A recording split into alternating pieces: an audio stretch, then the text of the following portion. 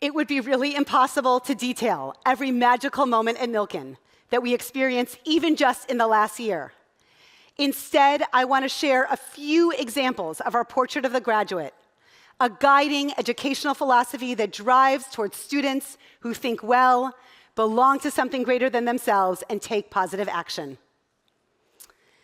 The best evidence of thinking well is students themselves. Please join me in welcoming Ariel Goldscheider, poet, filmmaker, Beit Midrash Fellow, and Tiferet Fellow, to share her poem, Fortune Teller.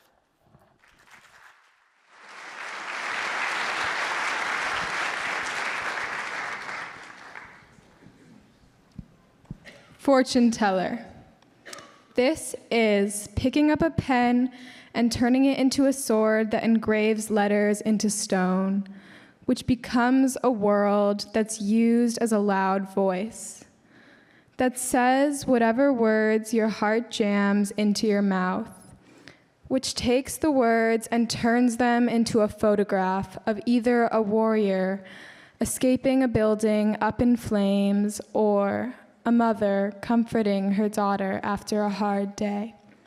One side of the photograph may be burnt off by those very flames that burnt down the building you used to care for, and the other one sitting there staring at me with the eyes it never had, it may be folded into a paper fortune teller. Pick a color, green. Pick a number, 1, another, 8. I watch your fingers move in a pattern of motion that anyone who was ever that age should know. Read the words folded under the triangle, made out of paper just as we all are. Paper can be torn and taped back together, but we all know that paper used to be a beautiful tree. Take that image that was getting torn apart by embers or neatly folded into a game you wished you had kept in the top drawer, labeled Things That Matter, which has too many black and white photographs to count. Why are the photographs black and white when they were just taken 5 years ago, or maybe it was 10?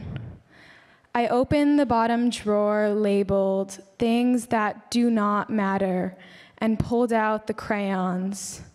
The crayons that we would color with when sitting on the front lawn, coloring the butterflies that we thought existed, but were just bees, buzzing in our minds that didn't know anything, but somehow we knew enough to know that we meant something. I took those crayons and colored in the black and white photographs, creating a tornado of thoughts that could either be memories or just plain regrets. I took that tornado and turned it into inspiration, the good kind, or maybe the bad, and dug deeper, creating a bottomless abyss. I don't think photographs turned into moments, but I do think letters turned into power. That's what this is. This just is.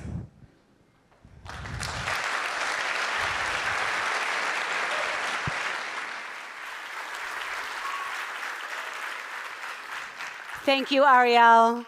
Poems can be whimsical and joyful, and they can also be an expression of the darkness wrought by natural disasters, such as the Los Angeles fires.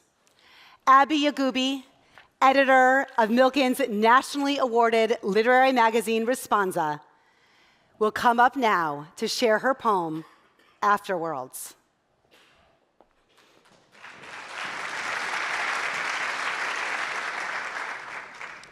Afterworlds. There we were, me in the fire holding hands while the sun screamed at me. Desperate, I know, but I can't help it. We only move with the wind now. We have been spoken for. Take the yous and I's from my tongue. Take what you know because you know the end. Scrape and file down what's left. If the sun has to set today, then let it set. The ashes will speak for me. They'll fall on my car and intoxicate the music we breathe in, the sparks we speak in. Words are worthless now. Their smoke rise upon us and fall again. There is what comes after worlds and after this world.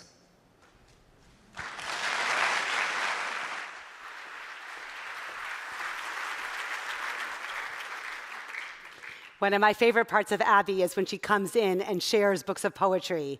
And last time I lent her one of my books, she returned it with a poem that she wrote herself. She is really an incredible, incredible addition to the community. Part of Milken's ability to educate graduates who think well is our unique ability to harness the intellectual resources at Milken and in the broader Jewish community. Milken's academic excellence begins with our faculty. Take a look at the range of languages spoken by our faculty and staff, 24 different languages.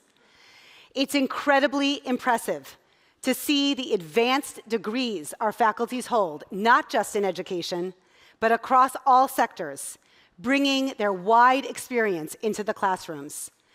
Take a glance at the extraordinary awards that our faculty and staff have received. These numbers speak directly to our teaching talents. So one more time, if you are a Milken educator here tonight, please rise so that we can recognize you.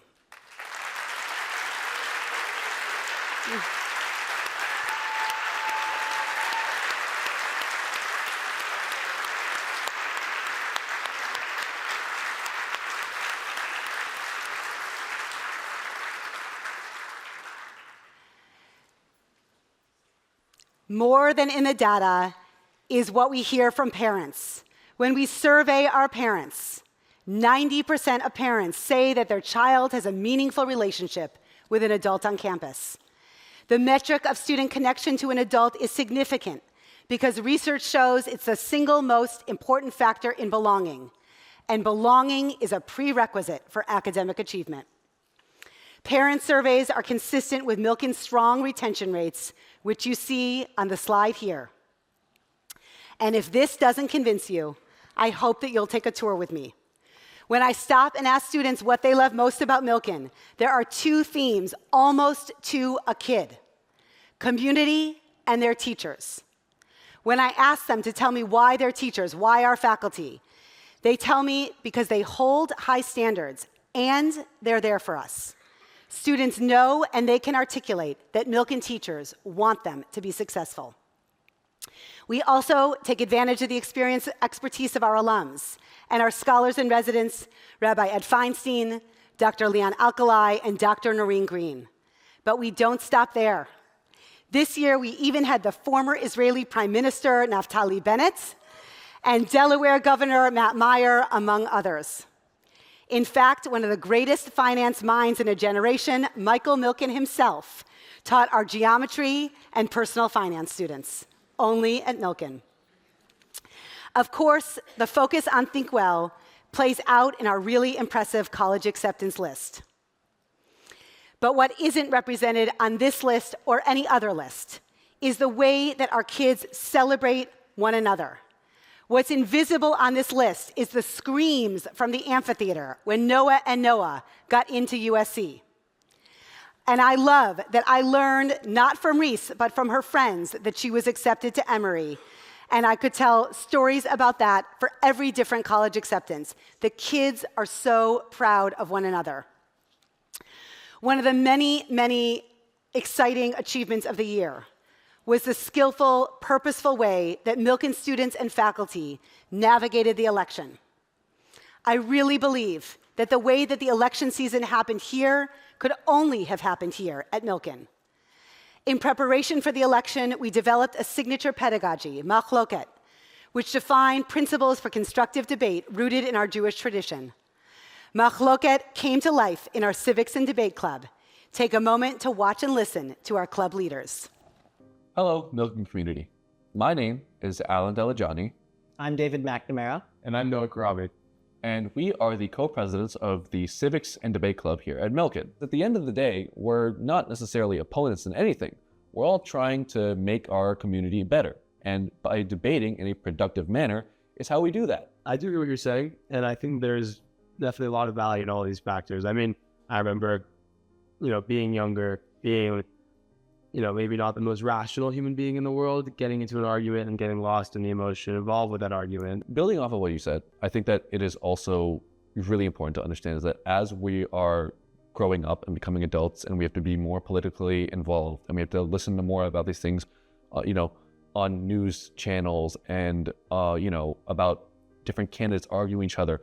And we see constantly of people who are just not having productive debates. And I think that it is our duty as the next generation growing up to try and almost bring that back a little bit, where we are more respectful to the other people, because we have to be more empathetic. Yeah, and Milken is like an amazing testing ground for this, because not only is it a small community, a tight-knit community, but it is also an incredibly diverse community, especially politically. We are in a very politically diverse school. I would say one of the most politically diverse schools in the area. So we have this kind of crazy opportunity to be able to go in and say, okay, we do have disagreements. We aren't a monolith like a lot of other schools are. We do have people who come from one background. We do have people who come from the other.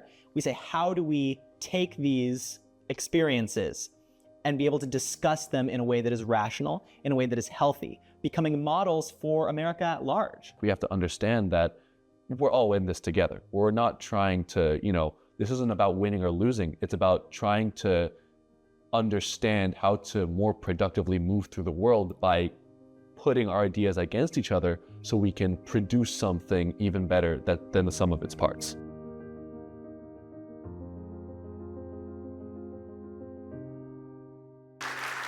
Please welcome in real life onto the stage Milken Civics and Debate Club leader David McNamara, Milken Sr., and masterful Milken educators Rabbi David Sager, Dr. Ellen Dooley, and Miss Siri Turk.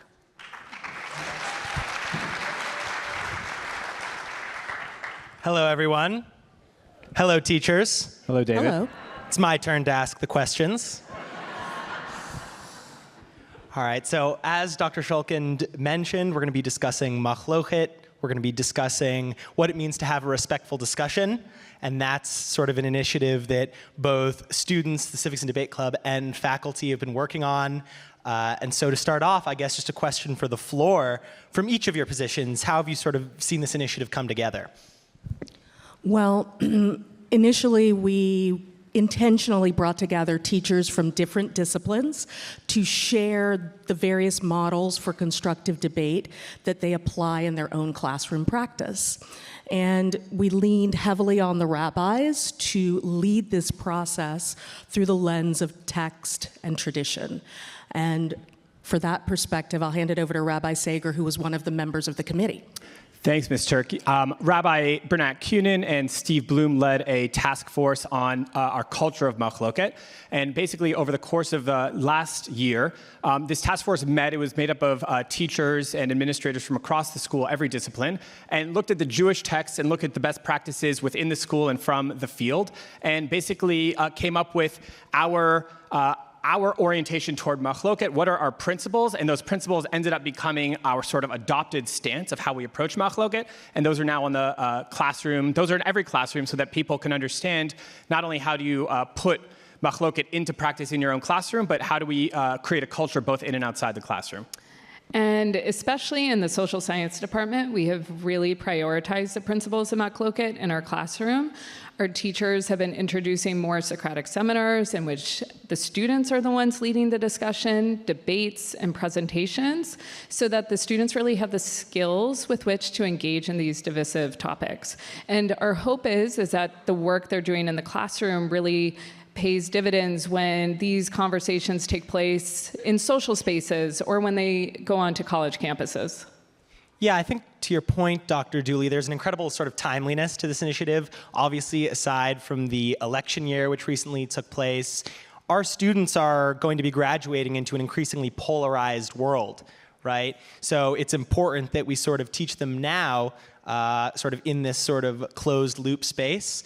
how to have these kinds of respectful discussions. So Rabbi Sager, you've spoken to me a lot about sort of the historical Jewish dimensions of this initiative. Do you want to elaborate on that a little bit? Yeah, so I'll talk about two things. One is what happens with Machloket inside the classroom, and then how does that play out outside the classroom. So inside the classroom, like say in my classroom, we learn the historical debates in the Talmud, and so we hear about these figures that are from 2,000 years ago, Hillel and Shammai, for example, and we actually study the debates of Hillel and Shammai from 2,000 years ago. But then we also study what was their approach, like how did they practice the ethics of debate? How did they approach each other when they disagreed on ethical or spiritual issues? And so we learn things like Hillel approached Shammai with this attitude of humility, wanting to understand Shammai's position before they even responded to it. Okay, and then students have to figure out how to put that into practice when we're having our own classroom debates. But then outside the classroom, this sort of carries on to any debate that we might have. And one of my favorite moments, this is from last school year, in spring of 2024, I was in Prague with the then 10th graders, and they all got the news about what the new cell phone policy would be in fall of 2024. And as you can imagine, they were all really excited, okay? So they were coming up to me. And we had these long walks on a Shabbat in Prague all over the city, and it's a beautiful place to have a really productive dialogue, okay? So they're sort of, one approach is a student hears the new cell phone policy, and their sort of approach is, what are you thinking? Like, that's just like the dumbest thing I've ever heard. Of course, no Milken student would ever say it like that, but what the Milken student says instead is like, tell me what you're thinking. I really want to understand what your approach is so I can think about it, so I can respond to it. And that goes both ways. I also want to hear what the students are thinking. What do they see as the pros and cons of this policy so that we can actually have a productive dialogue about issues that actually affect their lives in a real way? Yeah, thank you. I think there was definitely an aspect of sort of like standing on the shoulders of giants, which was especially cool because it was like in such a historical city like Prague. You really feel like when this initiative came together, it was understanding that there was this long tradition of Jewish debate, and we were sort of building off of that. So, Dr. Dooley, to you, I've had the incredible pleasure of working with you over the past few months. My Civics and Debate Club, which I run with Alan and Noah, who you just saw, and we had the opportunity to collaborate on a few initiatives regarding the election year. So how have you seen those sort of play out from your perspective beyond the classroom? So in the months leading up to the election, I was really focused on ensuring that our students had programming that was relevant and would prepare them for the election. So I had the great opportunity to work with you and other student leaders on campus to organize that programming and to really have that student lens on it. So we organized a voter registration drive, completely student-led. We also brought upper school students to the middle school campus where they enacted a debate centered around Proposition 32, which addressed minimum wage. And I think probably the biggest success was on the upper school campus, a week of lunch and learns, where students took the initiative to present really important issues, the tax policy, reproductive rights, the Israel-Gaza war, and to present both sides of an issue and to lead our students through an impressive debate. And I was so proud of the way that not only the leaders led the sessions, but how the students engaged in them with such a high degree of maturity. Yeah, thank you. I feel like definitely, and obviously it was so incredible working with you.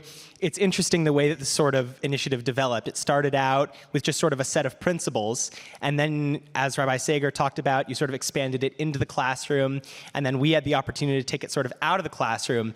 And then Ms. Turk, we've seen those sort of two things. Now we're going to be thinking about what the future is going to look like for these principals. These kids are going out, they're graduating. What are the sort of main takeaways you want for these kids regarding these initiatives? Well, the ability to engage constructively on political and social topics is of vital importance to our students' futures in general. But to be able to engage specifically on the contested topic of the Middle East is important to the Jewish future as a whole. And increasingly, since October 7th, we've seen our students have to navigate these moments of choice, where they can choose to step away from a conversation, or they can choose to engage. They can choose to engage emotionally or led by those principles of machloket. And we did have an opportunity to see these principles in practice at the NAIS Student Diversity Leadership Conference, which Dr. Shulkin referenced earlier.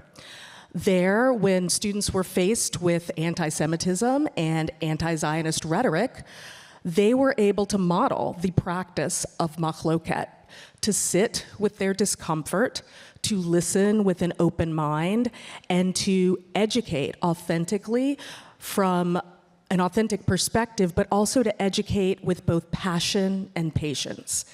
And that ability to navigate all of those in balance, I think, is critical for our students as they enter the world.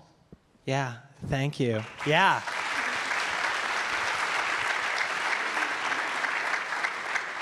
Yeah, I feel like, just like I said, even now, it just gets more and more critical as students, especially Jewish students, are going to be faced with tough questions.